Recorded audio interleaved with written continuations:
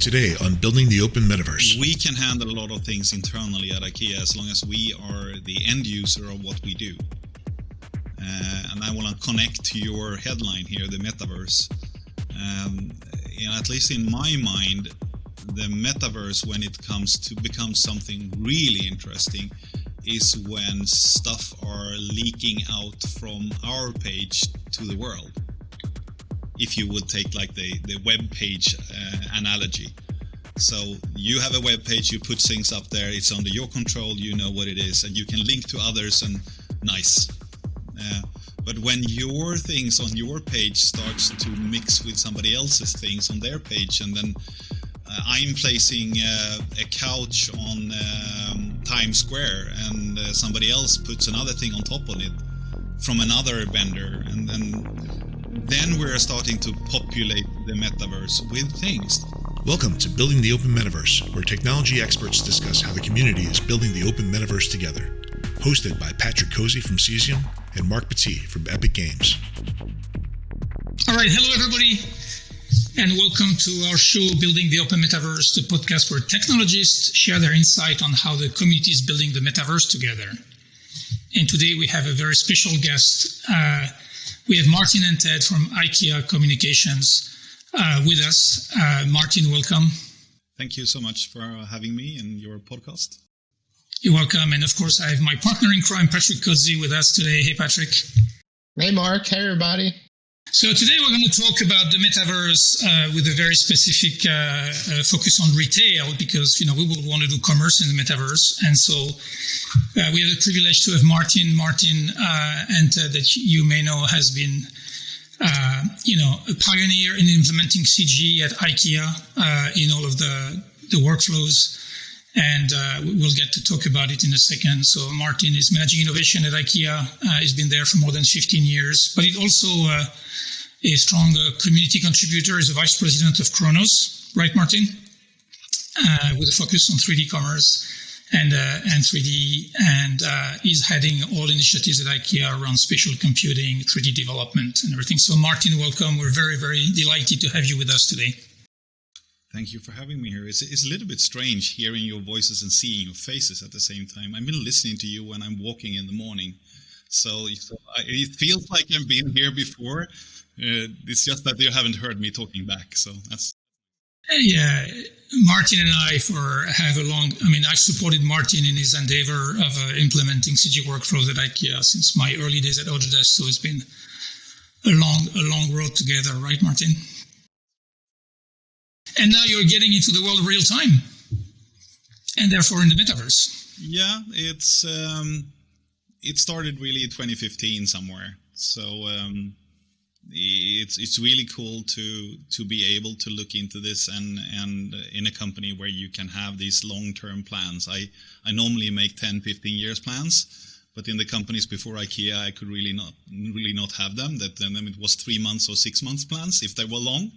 So it's really cool to be able to do that and also have people around you and not doing it alone. And that's a really cool thing to be able to do.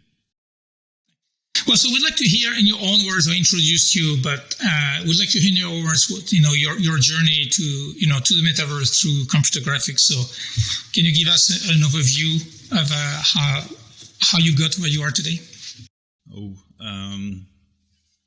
How long do we have? No. Short version. I'm a self-taught programmer from the beginning. Stumbled on computer graphics 31 years ago now.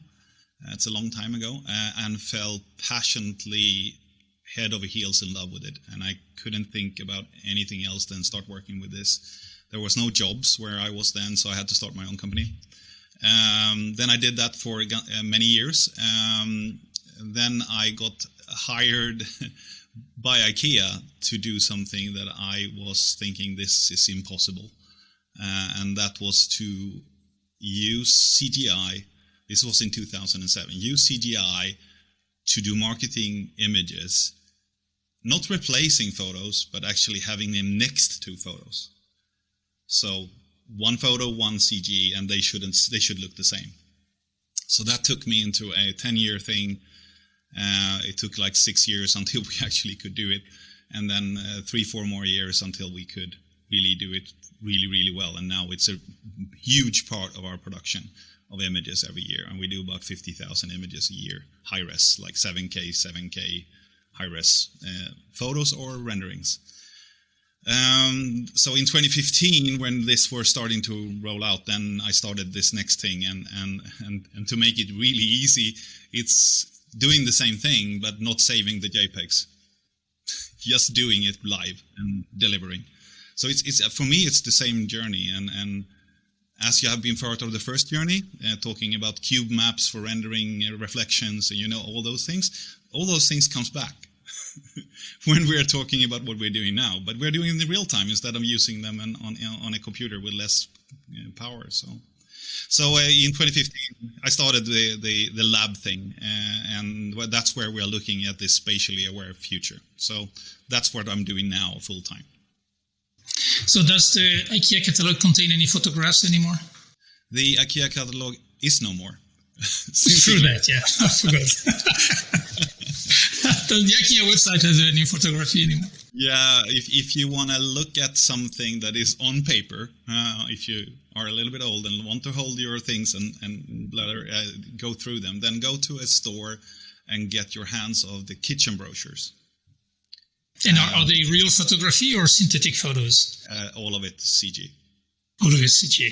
Yeah, that's the ones that we started out with in 2008, 2009, because they need so many exchanges because of all the differences all over the world. We are present in 62 countries now, I think. And some have gas hubs, some have electric hubs, some have this, and some have that. Everything is different in the kitchens. So doing locally relevant kitchens is a really big thing to try to make that work. And Patrick, I'll say it because, and the way Martin handled that, he makes sure that he could actually bring along the photographers and the traditional people, to the new technology. There's not just replace existing people with technology. So it was always top of mind and put the bar very high in tools so that traditional photographers could actually, come across into the new world. Right, Martin? That was actually not my idea, but it was another person's idea internally, one of the other managers, and I supported it fully when she wanted to do that. So it was a brilliant thing. We did it for 3-4 years between 2010 and 2013, I think it was, where photographers had to become junior 3D artists, and 3D artists had to become junior photographers. And I could say that the photographers got to understand that all the things that they have learned from real life worked in 3D. So they can take all their tips and tricks for how to make things look good and make it all the way into 3D. And the 3D artist had to also learn how it is to not wait for a render and not drink coffee or cola or whatever you want to do, because you get instant feedback, and that's so nice to get. And you learn so fast when you get that. So, Martin, your work here is contributing to the metaverse when we think of the metaverse as a move from 2D media to full 3D immersion on the internet. So you're very, very early here. I really love your move to real time. And I'm curious, how far do you think you'll go with real time? And what do you think about that on the web? And how important is VR? Oh, so many questions. But it, as I said before, it comes natural to the extension of the offline 3D case. So, like not saving the JPEGs is quite nice. So trying to do that is something that we are trying to do all the time. And all the 3D models we have made already is made very high res. And the reason why we do that is that we sit in a situation where our products actually live for a very long time. That's unusual in retail, but we have things that we made in 1978 that we still sell. So if we would have made a 3D model in 1978, it would have been had 100 polygons and 128 pixels textures probably, and we wouldn't have liked that image, that model today. So going back to your question, like metaverse or 3D on the web and so on, we have to make our models so they can work 10 years from now. That's one of our problems we have to solve. The other one is you saying if we have been working with 3D, and if you go back to the catalog you were talking about, Mark, then we started with AR in that one in 2012, and that was made from the same models that we did the high-res ones, of course compressed and everything, but in 2017 we could skip the catalog as a marker and use ARKit, and the year after AR Core, and then we have our own little app doing that. So that has of course been a journey to do. Then real-time graphics we have been using in 3D editors, our planners we call them, where we mainly have had the kitchens in 3D, so you can plan your kitchens and so on. Those have been up and running since 2000 in 3D. So those are like 21 years old. It's not the 21-year-old tool we use now, but you follow what I mean. And the last 5 years, I think all these web browser planners or editors for different parts of our range are all 3D, all based on GLTF, all optimized for that. And we have things also for internal purposes where we're using that. So, and then, as we said before, we have our offline rendering case, but the users of that is using real-time stuff. So we are try to use as much real-time renderings and so on in the tools we use. We try to use physics engines and so on, so we can place products inside things, like just placing macaronis in a jar takes some time if you do it manually. So those kind of real-time things we have had in our production pipeline now for 10 years. So real-time in different areas, yes. And real-time for us is just not having to wait. It's not really a purpose by itself. It's just not having to wait. Does that make sense in any way? Yeah, it does. It does. I mean, first of all, synthetic photography is a very, very fashionable topic, and I think people need to understand that you've been doing this for many, many years. Well, a lot of people are coming to it, and so it's interesting. So if you had to restart again, with the technology of 2021, how would you approach your pipeline differently? What would you do differently? If you had the white page situation in front of you? It's hard because, as it were in the beginning, 2007 to 2012, back then we only did the parts of the range or the parts of our product range that was possible to do in 3D. If we would start in today with that background, they would like us to do everything. Every hairy pillow, every, all these very hard computer graphics things directly. But if we wouldn't have had that, and we would have started back then, we probably would have done the same thing. Then we would have taken the easy ones, the plastic, the simple wood, the things that are almost in real time in almost any game engine like yours, Mark, or other game engines. They can do that. They can do this. I shouldn't say simple, because it's not simple to do in real time, but comparably simple things.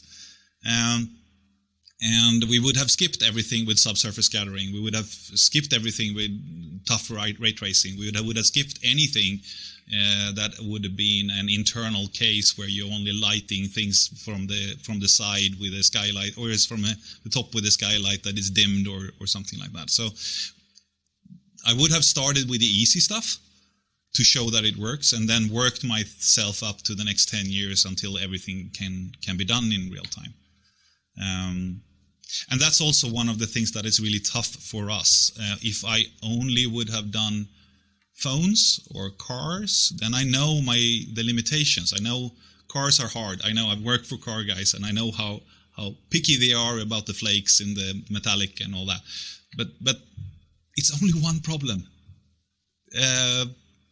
I have everything from plants scented candles with soft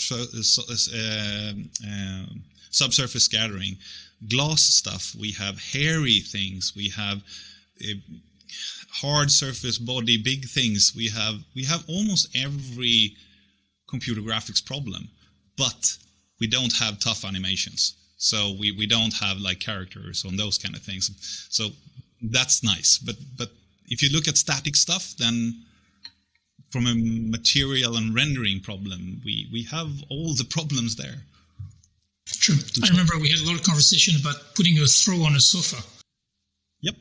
There was an animation problem, even though the outcome was a fixed image. It was a tough one to solve back in the day. So I was just thinking about, because I lost one of your questions, Patrick, the virtual reality one.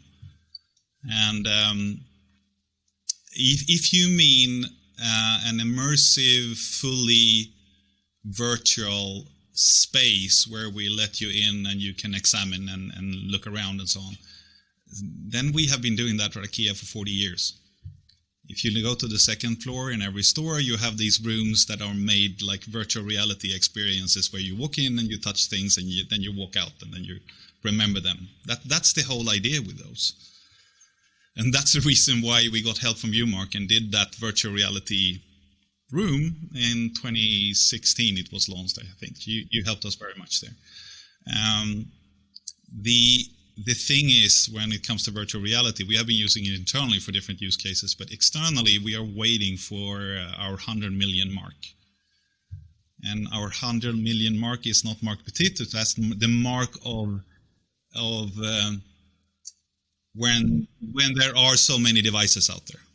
That's what we are looking for, because we have 100 million people in our loyalty program, and if there are 100 million devices out there, there is a possibility that everybody who likes us have a possibility to get their hands on a device. So we have that as a rule of thumb. So we are really here just waiting.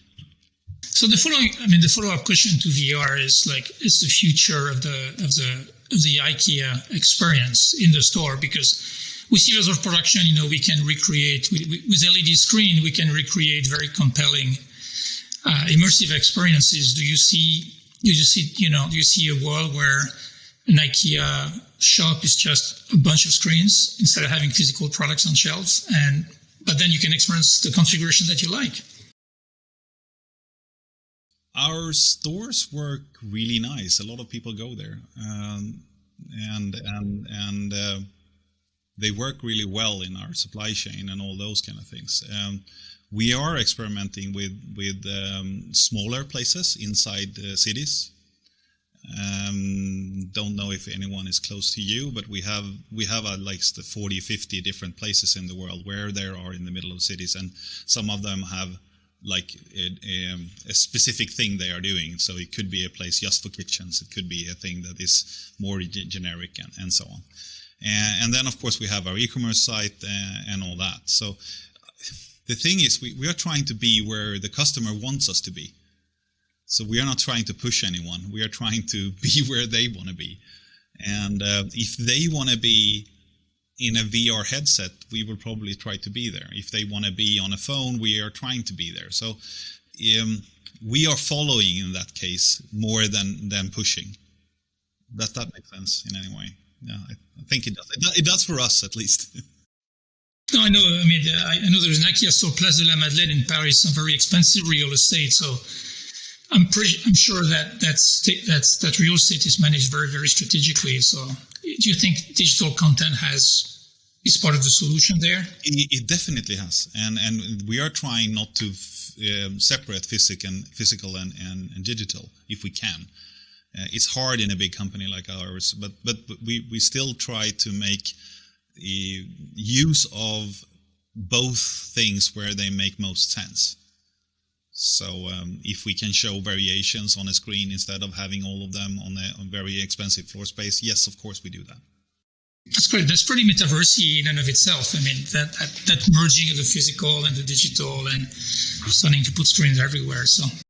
Martin, I wanted to ask you a geeky question, as I'm known to do from time to time. I really liked your insights on the variety and challenges of the different materials you have to render, and your definition of real time, not necessarily 60 frames a second, but fast enough so the user doesn't have to wait. So a theme we've seen come up time and time again on this podcast has been hybrid architectures where the rendering may be done in the cloud. So have you looked at anything where you may do something, real time in the browser that's instantaneous, and then maybe path trace in the cloud and send down an image? Yep, I presented it publicly. We did it in 2010. It worked. It worked nicely. The problem is we had too many customers. We had to have too many servers standby and waiting for the job to do it, even if it only took 10 seconds to render. So yes, we know we can do it. It's just we have too many customers, so it will cost us too much money to do it, to be totally honest. Yeah, everything at IKEA is at such a scale. We are, that's the real problem. So if we hide it away somewhere where nobody can find it, then we could do it. But then it's like defying the purpose. So we are trying to do. I will just say this: what we are trying to do is trying to make most of it happen on the device that the customer has. It makes most sense. And then, of course, we could offload smaller things, like if we would like to have collision detection, or if you would like to have some things that are not really rendering, or something that doesn't have to happen like 15 frames a second. Those kind of things, I'm at least thinking about how we could push to the cloud or do something, and because then you can do it in an effective way, and it doesn't have to be snappy and all that. So those kind of things, yes. But the full thing and the just streaming video doesn't really fit our use case. So maybe Patrick, we switch gear and talk about open standards, because Martin is also a vice president of the Khronos organization. And, the premise of this podcast is to sustain the conversation around, the creation of an open Enthed metaverse, but primarily open, and discuss interoperability. So, what's your? You have deployed extensively GLTF in the IKEA pipeline. What's your take on GLTF, and what do you think is the next step that GLTF should take? Yeah, we started looking at GLTF almost at the same time as I was switching over to this spatial computing thing, and I started to talk to the people behind or leading Khronos in 2017, and my first question was: does a retailer like IKEA have any space at all in a thing like Khronos? You know who's there. It's software developer or hardware developers or hardware companies. There is no one like us, or weren't no one like us when we started.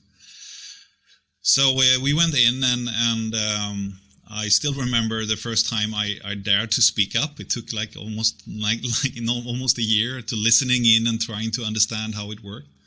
I think you were there, Patrick. I had a presentation on a stage at SIGGRAPH, telling what I would like to have as a roadmap for PBR next, or extensions. And I actually looked back at that before this meeting, and I had 5 things there on a roadmap on a falling scale, and they are actually come now. 3 of them. There are 2 left. I won't tell which. But it took a few years. You can tell nobody's listening. Nobody's listening. Yeah, I know that. The things that happens in the working group should be staying in there, and the maps and then the plans and all that. So that's it. But it's nice to see that even if it's a company like us coming in a group like that, we can, I think, in a way affect the direction. Of course, we are not part of the solution. We are not the deep geek tech people. We have some now, but we didn't have back then. And we can still be part of having a voice. We have a vote, even if we don't vote a lot, because we are almost always doing things on consensus. But still, it's nice to see that you can have a place in there, and we are coming with real examples. Like, how many objects do you have that needs any kind of coating? Yeah, we can take it out from our database. This many objects needs some kind of coating. Okay, then we should maybe focus on doing coating. So and then coating comes out. So that makes that's really our contribution in there. And then I think a year or 2 years after, we, together with our friends at Target and Wayfair and a lot of others, I shouldn't name anyone, but we came together and said that we need to do something when it comes to the consistency of how it looks. So really trying to say, okay, GLTF as a format is not really made. When you use that, it's not really said that exactly how you're going to render it. It's just said you can render it this way. You can do a cartoonish rendering, you can do a playful rendering, or you can do a flat 2D rendering. You can do anything you want to. The format doesn't force you. But if you want to do it the way it's going to look like a real thing in the real world that we are interested in and most retailers are interested in, then we form 3D commerce in there, and that's what we are trying to aim for with 3D commerce. So 3D commerce is more how it looks, and 3D formats for me is more the actual format and what it contains. Patrick, you have been leading it. I shouldn't say this. Am I right? Am I okay with telling it that way?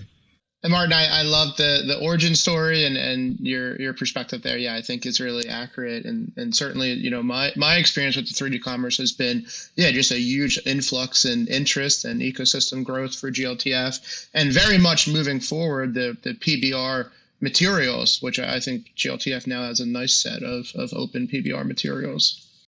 Yeah, I see it moving, but I know a lot of people think that standards, boring, it takes too long, I want to do it myself. I don't want to wait, and I understand that. If you have 3 months, 3 months heads up, you can look that far, or 6 months, and I have to deliver. I need to get food on my table. I can totally understand your impatience. That's why I say it's so nice to be at a company who can have a 15-year plan, and I definitely have a 15-year plan when it comes to standards, because I think it will take time. So tell us more about this 15-year plan. What do you think? What's the next big thing that we need to tackle from a standardization perspective? Yeah, the thing is that we can handle a lot of things internally at IKEA as long as we are the end user of what we do. And I want to connect to your headline here, the metaverse. At least in my mind, the metaverse, when it comes to become something really interesting, is when stuff are leaking out from our page to the world. If you would take like the web page analogy. So you have a web page, you put things up there, it's under your control, you know what it is, and you can link to others, and nice. But when your things on your page starts to mix with somebody else's things on their page, and then I'm placing a couch on Times Square, and somebody else puts another thing on top of it from another vendor, and then we're starting to populate the metaverse with things. Or if you are inside a game or playing, like I almost always only know the games my guys have been playing, so it won't be any of the nice ones. But you follow what I mean. It doesn't have to be a shoot 'em up game. It can be a nice Roblox or something like that. It doesn't have to be in the physical world, but it can be in a totally virtual world. But still, mixing up things, because that's what we were doing in the real world. Why shouldn't we do it in the metaverse thingy? I mean, that's what's interesting to observe in Fortnite, is that collision of brands and franchises. And you can have Spider-Man and the Mandalorian in the same action, but as Matthew Bull pointed out on this podcast, that's what we did in our bathroom, in our bathtub with figurines as kids. It's for users, this notion of brands is something that the brands they want to put them together. So how do you approach this, the dissemination of the digital versions of your products? Is it something that you're looking forward to? Is this do you want to populate the metaverse with IKEA furniture proactively, or what's your take? We are already doing that in the physical world, so why should the digital world be different? I don't know, but I think that's a little bit away. But if you would like to do this anyhow, you have to come together around standards, and I think you have to come together around rendering, like materials and shaders and surface appearance, whatever you want to call that. Because otherwise, if you take something from an IKEA thing, and you take something from Target, you take something from JD or Alibaba or Amazon or anything, and you put it in the same space, if you haven't at least tried to align on how you do these things, one of them will be burnt out, so you don't see anything. It's totally white. The other one is totally black. And the two of them, one is green and one seems to be yellow. But all of them are supposed to be a deep green. And as long as you're in your own walled garden, then it doesn't really matter, because then you know and you have control and everything. And I guess that goes for Roblox, or if Facebook does something or Snapchat does something, it's their thing, and you have to do your content specifically for those. I would like it to be in a way so I can do content once and it can work everywhere. That would be perfect. And so we had Guido from Adobe now, Guido Caroni, on the podcast a few weeks back, and he's a strong advocate of Material X, actually, USD and Material X to support those,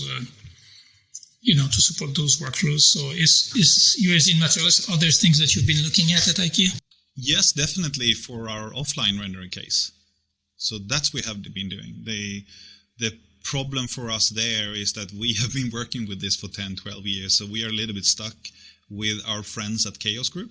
And that's no secret. So we have been rendering with V-Ray all these years, and that works great.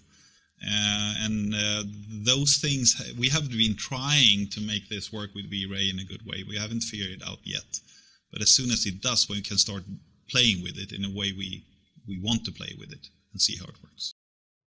So what is your take on do you plan or are you using USD as an authoring solution? We've talked a few times on this podcast about how, GLT is a transmission publishing format, and how USD seems to be emerging as a potential candidate to become a unified authoring format. So is that a vision you subscribe to? When I saw it the first time, I totally fell in love with USD. Maybe it's because I'm a programmer and a database person at the same time. So looking at how it's written, it's like almost like a programming language with classes and overrides and inheritance and those kind of things, and external references that makes it really, really powerful. So that's what I've been looking at. My problem again is my Lego pieces, the things we have in GLTF now, or Max and V-Ray and rendering. So all the objects have never worked in USD, so we can use them because we haven't gotten support for the render engines we have and from the tools we have been using. So it has been a thing we have been looking at. We have been inspired by it, but we have never been able to use it in large scale. We are trying to use it in the non-render sensitive part right now. That's where we are trying to use it, and we have been using it, of course, to try to get USDC files out from the GLTF. So yes, we are looking at it in that end use case, but the power of it should be when you are authoring, when you are building things. That's where I would love to use it, but haven't been able to. So Martin, we covered a lot of ground today. Is there any topics we didn't cover that you wanted to talk about? No, look, the USD conversation is always, something that comes back, and,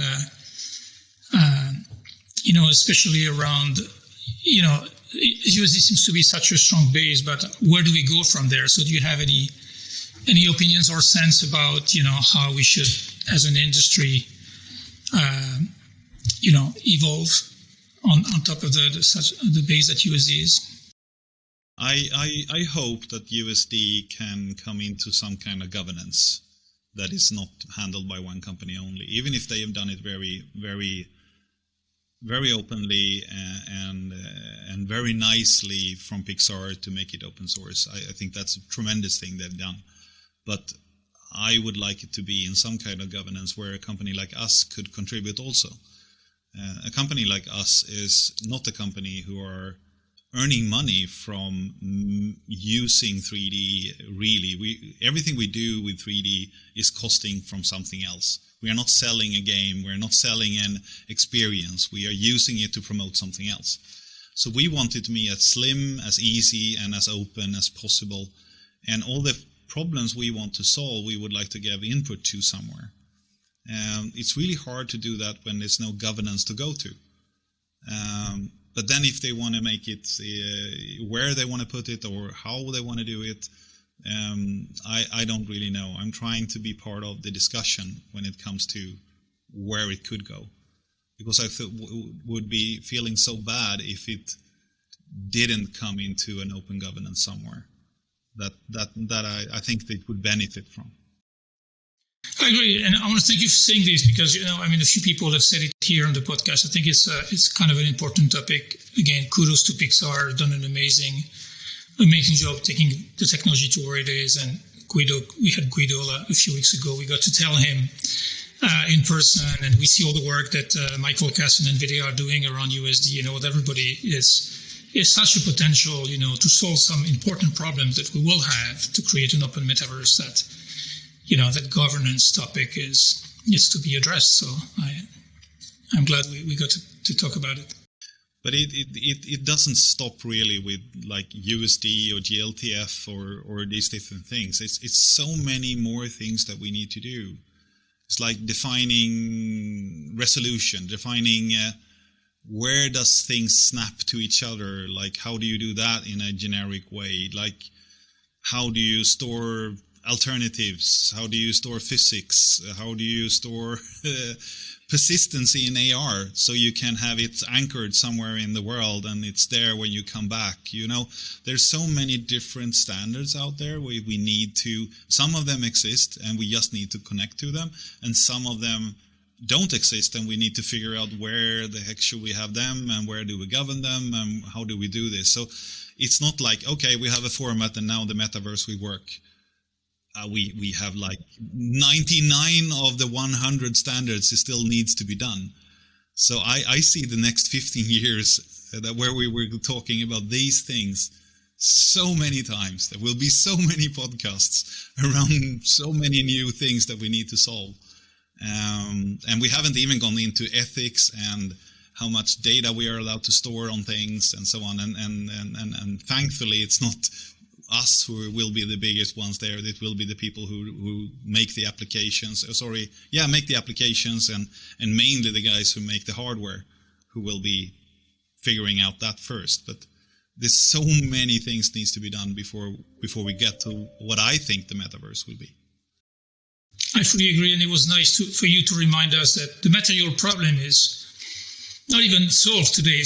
And we have to go all the way to simulated worlds. So the road will be indeed very long. But hopefully we get, and one of the things we advocate, Patrick and I on the podcast, is a bias for action over conversation and try to, start now and make chip away at the problem at a very, very regular cadence. So. Yeah, we are trying to help as much as we can. It's a little bit hard for us to share stuff because, it's sensitive, some of the things. But we have actually started something really, really small. If you go to github.com/IKEA, you will find our first little data set that we have been releasing. A small little thing. And it's really to help people who want to do research around assembly instructions. So you will find GLTF files of products you can buy that also have all the things in there, all the screws, all the things, so you can start doing those kind of research that we know a lot of people are already doing, and on data sets that is not even ours. That is from IKEA, it says, but now this one is actually the first one that is coming from us. So do you see a day when we have an instruction manual that's self-contained into a GLTF file, but because we have all the logic and all of the sequencing and presentation? Would you like that, Mark? I would love it. Personally, I would love it. I think it's... Do you think we want our customers to like us? I do. Okay. You have answered my question. Well, thanks for returning the questions to me, Martin. So anything we didn't ask you, we should have asked you? Yeah, I always get questions about our meatballs. So you didn't ask about those, and they come in 2 flavors nowadays, both meat and 2 vegetarian version. Oh, vegetarian meatballs. Are they? Sorry? They're delicious. Yeah, and they're selling quite well. And you didn't ask if we are a problem to find talent, and yes, we do, and yes, we're constantly looking for it.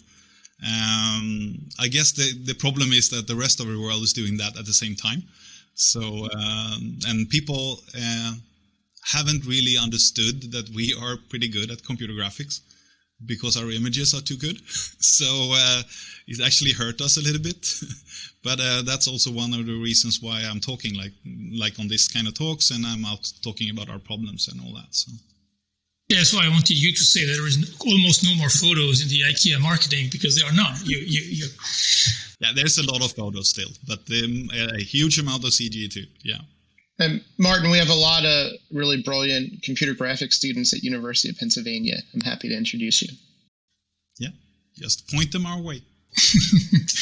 And is there, since we're doing this podcast with the community, and we like, to get, from your perspective, is there any organization or person that you would want to give out kudos and a shout out to that you think deserves some public attention? Yeah, I'm so happy that there's so many wants to interact with us. We are like, it's not the first company in the world you think about when it comes to computer graphics. So I'm really happy for that, and especially the people who helped us on our first 10-15 year journey we had with Chaos Group and Autodesk. But then in the real-time journey, you guys, Epic, have been really nice to us, helping us out, as well as Unity with the early AR stuff. And nowadays the 3D web engines and smartphone graphics card companies and all that. So a lot of people are interested in helping us, and I turn back the question to you. It seems like a lot of people understands what IKEA problems should be. I don't even have to tell. So I get a lot of nice people coming to us with their ideas, and it's really nice working for a company where people want to come to us with their ideas. So I would like to give a shout out to almost everyone. That it's really, really cool to see all the people who are thinking about IKEA as a problem. That's really, really cool. And Martin, I think just a breadth of your shout outs there is just a specific example of the amount of collaboration that's happening in graphics and the Build the Open Metaverse. Yeah, and I think, Martin, you've been on the road for the past 15 years to evangelize both the problem and the progress of IKEA. So I think you got this upon yourself. You got all this attention upon yourself because you've done such a good job. And I want to thank you for being there with us today, because you're one of this person that from your company have been advancing the state of the art. I mean, the pipeline you've put together is world class. I got the privilege to see it. You have some companies that nothing could run entire movies on the pipeline that you have built. So it's fantastic to see you there. Fantastic to see you guys invest in real time. Fantastic to see you bring all that knowledge to the Khronos organization and help the community so that we do e-commerce properly, and ultimately we have a good-looking metaverse and a fair and open metaverse. So thank you so much for everything. Thanks for being with us today. Thank you for having me, both you and Patrick. Great to have you, Martin. Yeah, I want to thank our listener. We have more and more. I pretended earlier that nobody was listening, but that's not true. We're actually getting extremely good feedback because of people like you, Martin. We invite people who have things to say, and I think we get good feedback. So thanks for everybody who's listening. As usual, we want to hear from you. So you can, of course, subscribe. You can rate. You can review. You can send us on social your feedback, your comment. We're looking forward to hear from everybody. So Patrick, on to the next time. Thank you, Patrick.